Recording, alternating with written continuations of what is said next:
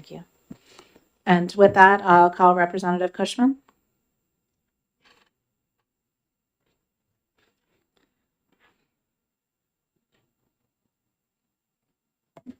Thank you, Madam Chair and members of the committee. It's good to see you all. So I'm going to try, and I put 5 minutes. I could speak really, really fast and hope that you all can keep up, or I can try to kind of go at a little slower pace. I want to bring together pretty much everything that's been discussed here to make it more clear how this all works.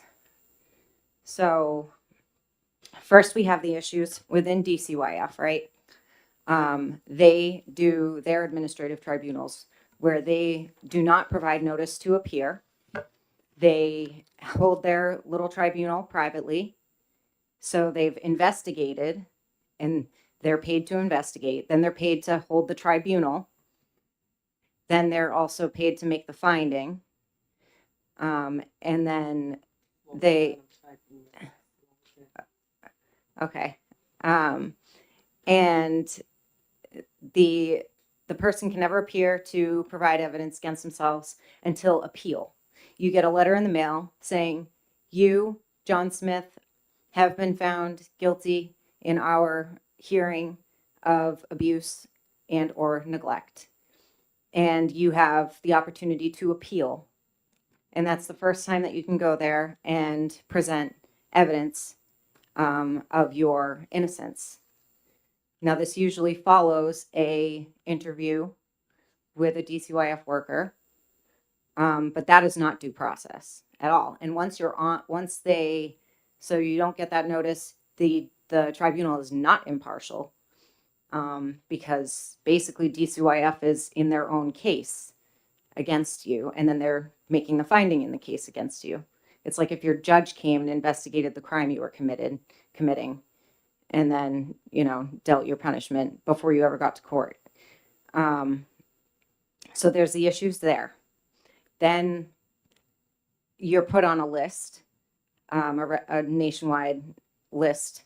So that's harming your liberty interest right there, your reputation, all of that, which under common law, case precedent, it's all been found to be harm, right? So then go to family court. If they have a finding of guilt, they may close the case.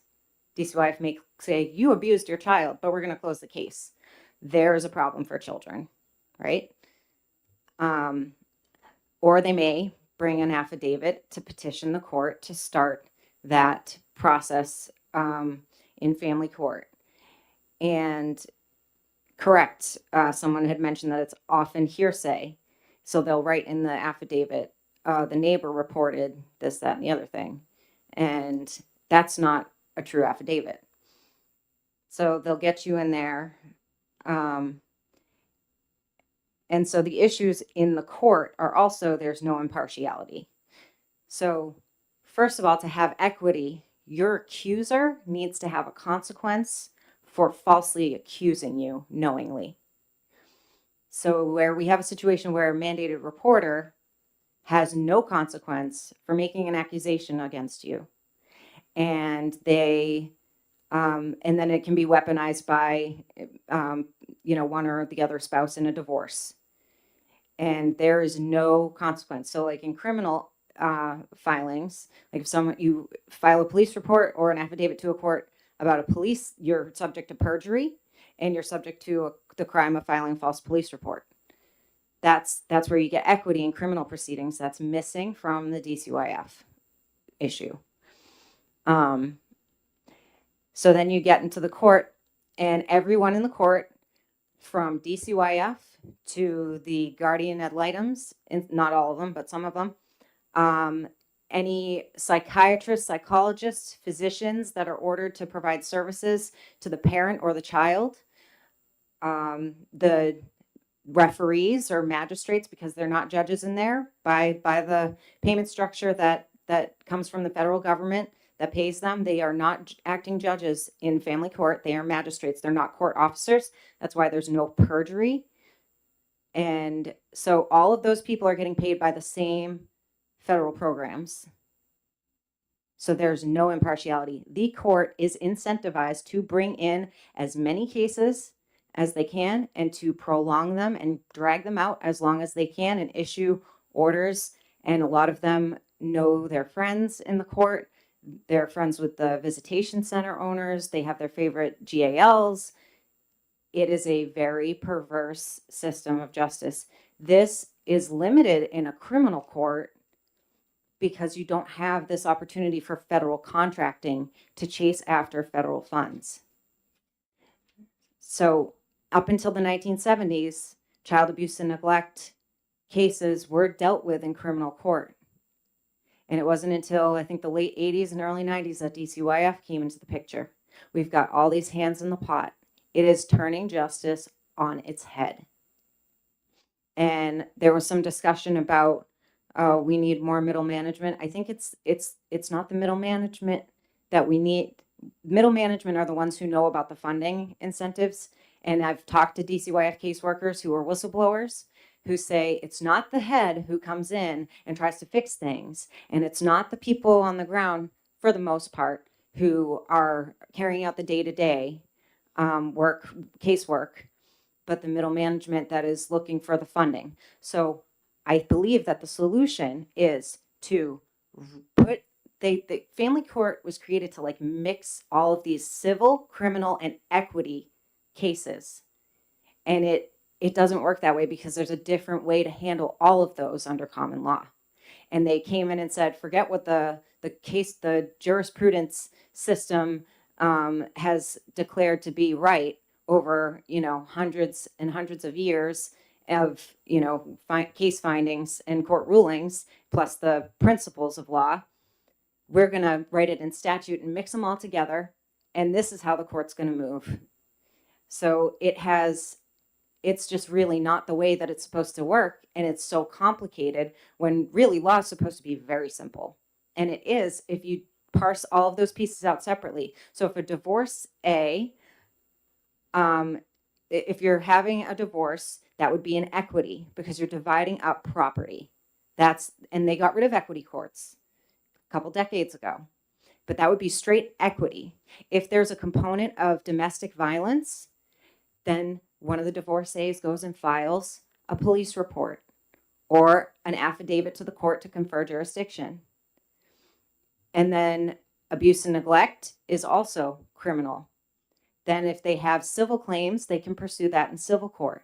Combining all of these things under these statutes where federal funding is what's being chased has just completely clouded justice and the ability to give it. Now, if we funded this, since the Adoptions and Safe Families Act, 1997, child abuse cases have increased over 800% nationwide. I do not believe that it is because parents are abusing their kids more, because we've actually moved to a point in society where abuse is very highly frowned upon and shamed. Even corporal punishment is. I think that these incentives have created this kind of case handling. And I do believe there is some corruption. I think that there are some impeachments that need to follow, some real serious investigations. I think that there are subpoenas that need to be sought after and potentially even warrants. The House has that ability also. I won't talk about names. And I know that's ringing. I just want to touch on it. Okay. The problem with the New Hampshire courts in particular, in the 70s, late 70s, there was a constitutional convention, and Article 72A and 73A were added, passed by the people. But the last couple of words of Article 73A concerning that the Supreme Court would make the rules of the court, they were not included on the ballot that went out to the people. And those words are, and they shall have the effect of law or the force of law. So that's something to investigate also, that this phrase is not actually in our Constitution, and common law is supposed to, rules of evidence are never supposed to be waived. And they use that, and they use discretion to kind of do whatever they want. It's kind of lawlessness in the court. So that's Thank you for coming with that information, and thank you for remaining engaged on this topic. I'll take So, any thank questions you. if anyone has one. So I don't see any questions, so thank you very much. okay, thank you. Thank you.